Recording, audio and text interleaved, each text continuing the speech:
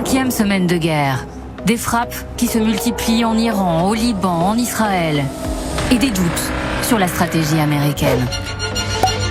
Plus de 50 000 soldats américains sont arrivés au Moyen-Orient. Il y a un plan élaboré par le Pentagone prévoyant une sorte d'opération terrestre. Tout le monde se demande que va faire le président Trump. Hier, à bord de l'Air Force One, le président américain dresse un bilan positif de son opération conjointe avec Israël en Iran. Nous assistons déjà à un changement de régime en Iran. Écoutez bien, le régime a été décimé, détruit. Ils sont tous morts.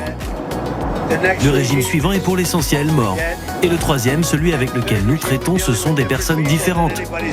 Donc je considère qu'il y a déjà eu un changement de régime et croyez-moi, ces personnes sont beaucoup plus raisonnables. Mais voilà, ce matin, dans le Financial Times, le ton du président a changé.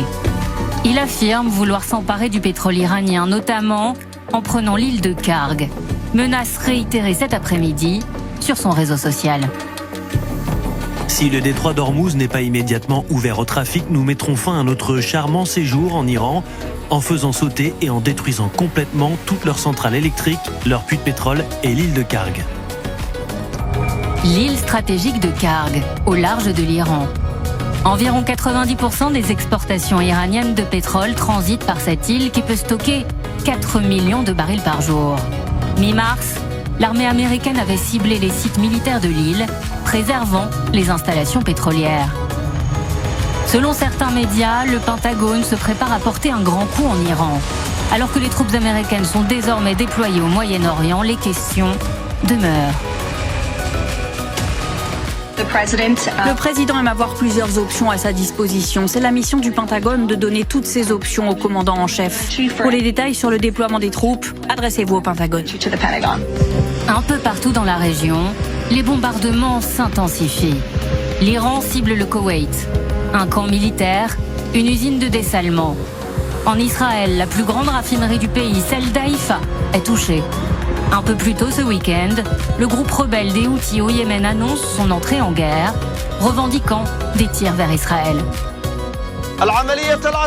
Les forces armées yéménites ont mené la deuxième opération militaire de la bataille du djihad sacré en lançant une salve de missiles de croisière et de drones visant plusieurs sites stratégiques et militaires appartenant à l'ennemi sioniste dans le sud de la Palestine occupée. Face à la menace d'un débarquement américain, Téhéran met en garde Washington. Les Iraniens accusent les États-Unis de préparer une opération terrestre. L'Iran prévient que son armée attend les troupes américaines et qu'elles seront réduites en cendres si elles posent un pied sur leur sol. Le Pentagone aurait élaboré plusieurs scénarios impliquant une intervention militaire sur l'île de Karg ou sur d'autres îles iraniennes, elles aussi au large de Téhéran, elles aussi tout aussi stratégiques. La télévision américaine imagine l'opération.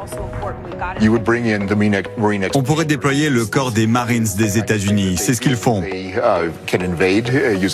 Ils peuvent débarquer sur la plage, ils ont des blindés, mais je ne pense pas qu'ils vont les utiliser. Ils utiliseront plutôt leurs hélicoptères pour déposer rapidement des soldats dans la zone. Ils pourraient aussi utiliser l'Osprey, cet hélicoptère qui peut se transformer en avion. Selon le Wall Street Journal, Donald Trump envisagerait aussi une opération militaire pour extraire 1000 livres d'uranium iranien hautement enrichi que Téhéran conserverait sous ses installations nucléaires. Donald Trump n'aurait pas pris encore sa décision.